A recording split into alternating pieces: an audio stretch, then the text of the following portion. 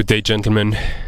As you might or might not already know, I help men take their relationships from good to great. And in this video I want to share some lessons that, man, I wish I just had known 5.5 years ago when I got into my current relationship. Because, to be honest, the things I'm gonna tell you, I had to learn those by myself. And they really kept my relationship, kept us from going deeper into love, building a deeper connection with us, and really building a great relationship rather than just a good relationship. And at the end of the day, many men who are considered academically smart struggle with this. I do consider myself one of those people. My parents are both extremely academically smart. And yeah, at the end of the day, I want to share some lessons with you here, both on the science, like some science parts we'll talk about, also some spiritual topics we'll talk about, some David Deida stuff as always, right? And then also at the end we'll talk about sex, because that's just one of these topics that academically smart men struggle with a lot, at least from what I've found, right?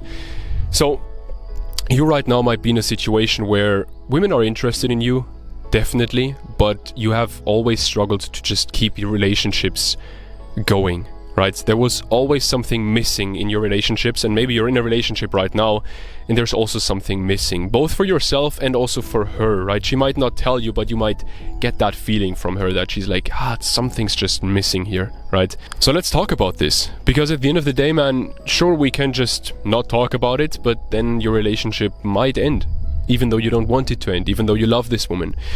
So at the end of the day, brother, one of the things, like the first thing that I just want to jump straight into is, when your girl is in a mood, when she's not happy, when she's a bit negative, when she complains a bit, be honest with yourself. The way you mostly react to her moods often doesn't help her, right? It often just makes things maybe not even worse, but they stay the same, maybe they even get worse, but most of the time she doesn't get into a better mood anymore.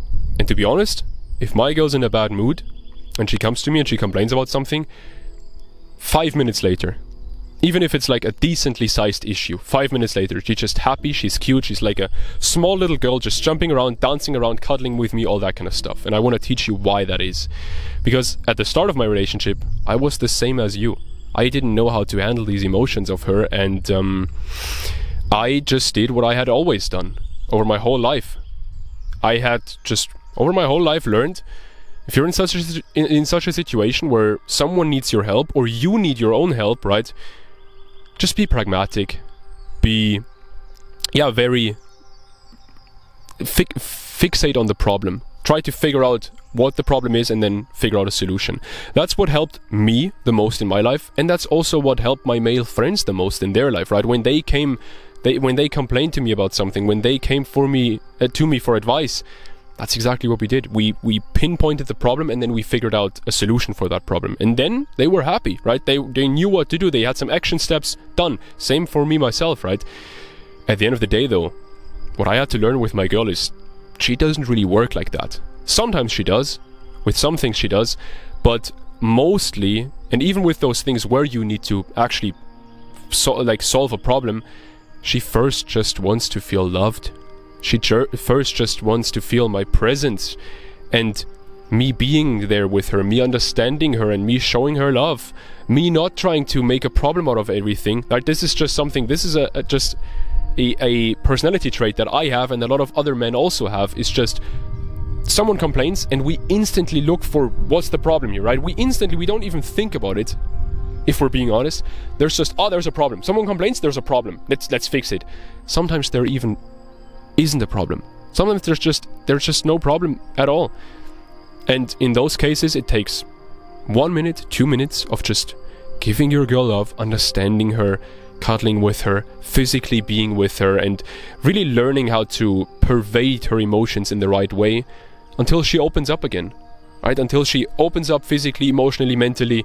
And if there's a problem, then that's the point where you can actually solve that problem. But if you try to solve the problem from the get-go without making her feel loved first, that doesn't work, man. That just doesn't work. And funnily enough, the guy who everyone nowadays in this like YouTube self-improvement and sometimes relationship space takes advice from, David Deida, most people, in my opinion, interpret his work quite wrong, to be completely honest, because one of the things that he says is, and this is logical, I'm going to tell you what he says in a second, but this is logical because he wouldn't have gotten to this point where he wrote all this book, one of those books being titled The Way of the Superior Man, which is kind of an arrogant title, but once you read the book you'll understand it, right? At the end of the day, the reason he got to this point where he knows so much is because he had the same struggles that we are facing right now. I had the same struggles that you are facing right now, and that's why I can give you advice, right? And at the end of the day, one of the things that he said in one of his books was he really struggled to switch between these different modes of like work modes, where you have to think very logically and very pragmatically of like, okay, we have this problem, let's solve it, how can we solve it, right? To relationship mode, where that is not the case, where most of the time, 98% of the time, there is no problem. You just have to give her your love and your presence. She just wants your attention. She just wants you to be there for her. And what he said is, especially in those phases of just deep purpose, where he wrote a book or something, and for months, every single day he just wrote that book, it was extremely hard for him to actually, switch into that relationship mode.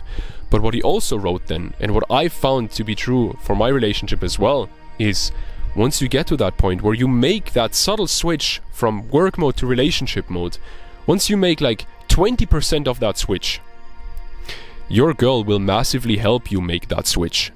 Through her beauty, through her radiance, through her energy, she will allow you to get out of your logical mind and into your feeling body, right? You get into this mode more of dancing, not of thinking, right? Metaphorically, of course, or maybe not even, of course, right? Maybe you actually start dancing.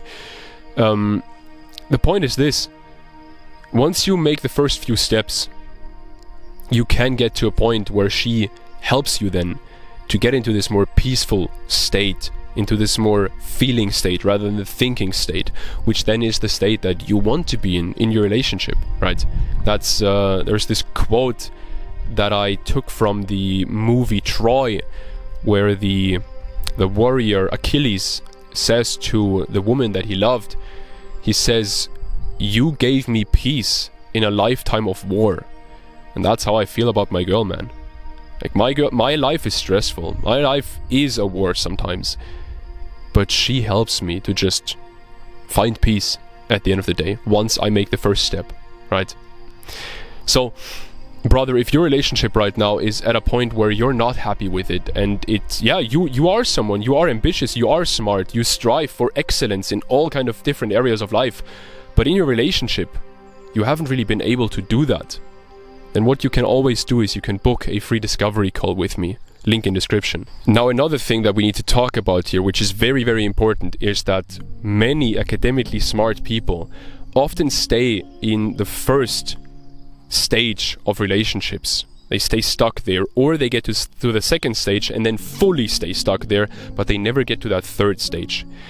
What you see with, for example, your grandparents or even your parents still, is they are often in what's called a dependence relationship, where there is a lot of polarity between the two partners. There's a lot of just roles, right? Gender roles, which isn't necessarily something bad, but can be something bad, right?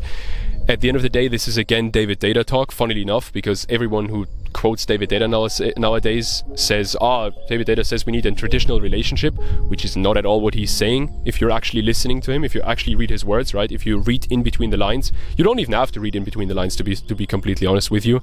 But at the end of the day, what happens in those relationships is there is a lot of passion, but there is also a lot of dependence on each other, which can be good, but can also not be as good, because what gets lost in those relationships often is love and is respect for each other, and is that friendship bond between just two people, just that companion bond between two people, right?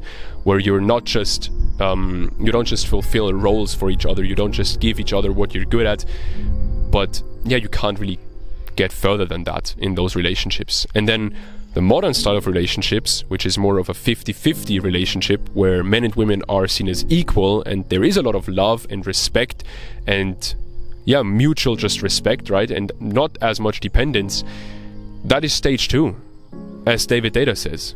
David Deida says that is better than a dependence relationship. Listen to all these self-improvement gurus nowadays on YouTube. What they all say is you need a traditional relationship. David Deida, the guy who they take this advice from, says in multiple of his books that a 50-50 relationship is the stage above a dependence relationship. And that once you're here, which is where most, especially young people, are nowadays, you should not take a step back and go back into a dependence relationship. You should take a step further and get into that third stage, which then combines both that love and that respect with the polarity and with the passion, where you then can use that passion and that polarity, not just as in a dependence relationship, you can use it for sex and for attraction, but also it's often used in fights, right? Those relationships are the relationships where those two partners, they fight a lot and then they make up with sex again, right? And that happens like 3 times a week. They have a huge fight and then they have very passionate sex again. In a 50-50 relationship, it's more modest, it's more just average. You don't have those huge fluctuations. And then in the third stage, which is where most people really struggle nowadays, especially smart people struggle to get there, because they can't let themselves go, really. That's where you combine those two, and that's where you have that love and that respect, but you also have that passion and that polarity, which you then use to cultivate a deeper sense of love for each other. And not just cultivate it, but also act it out actively, right? And then what we also have to talk about here, which is what I already teased at the start, is we have to talk about sex. You know, most men nowadays, it's an accomplishment for them if they get it up and they keep it up for 20 minutes and they orgasm and their partner also orgasms at the same time. And while that feels good in that moment, you quickly feel very unfulfilled by that again, right? It doesn't really... It feels like there's something missing. You want more, you seek more, you yearn for something deeper. The same is true for the women who have sex with these men. Most of the women, at least. Not all of them. There are people, for example, who are perfectly fine in a 50-50 relationship because they're not... They don't lean more to the masculine or feminine side on this spectrum. They are, by essence, balanced on this spectrum, right? And so they are completely fine with a 50-50 relationship. They don't even want that deeper passion. But if you're watching this video, you're most likely not one of those people. Maybe you are. That's for you to decide at the end of the day. The thing is, though, great sex doesn't come from, as all these other guys on YouTube tell you, from like a certain sex position or a certain move you make or a certain stimulation technique that you do. Great sex starts with energy, and great sex starts with letting yourself fall, letting yourself go, letting go of control, not in a bad way obviously, but letting yourself fall into it, letting yourself go and giving up control over your desires. Again, not in a bad way, but using your desire to make the other person feel desired. And not just that, but if we look into philosophy, the philosophy of sex, what many philosophers say here is why sex is so attractive to us is because we can fully feel accepted, right? We're naked with all our insecurities on our body. Everyone has insecurities on their body, right? You could be the most jacked bodybuilder and he probably has the most insecurities about his body. But at the end of the day, everyone has insecurities. But once you have sex with another person and you can let yourself go and they can let themselves go, then you feel fully accepted as you are, naked. And not just accepted, but you can feel desired by that person. And that's where great sex really starts. The thing here is, if we think as pragmatically and as logically we think during sex, then we're not going to get to that point, right? And this is just a stage further than what we talked about earlier with those different modes of work mode and relationship mode. Your woman can help you there, but you need to take the first step. She can pull you into her, how do you say this in English? I'm German, by the way, so sometimes my English isn't perfect, but she can pull you into her, what's the right word? At the end of the day, think about it like this. Think about the old Greek stories like Odysseus and stuff, right? What often happened there is one of these, like Odysseus, for example, let's take him as an example.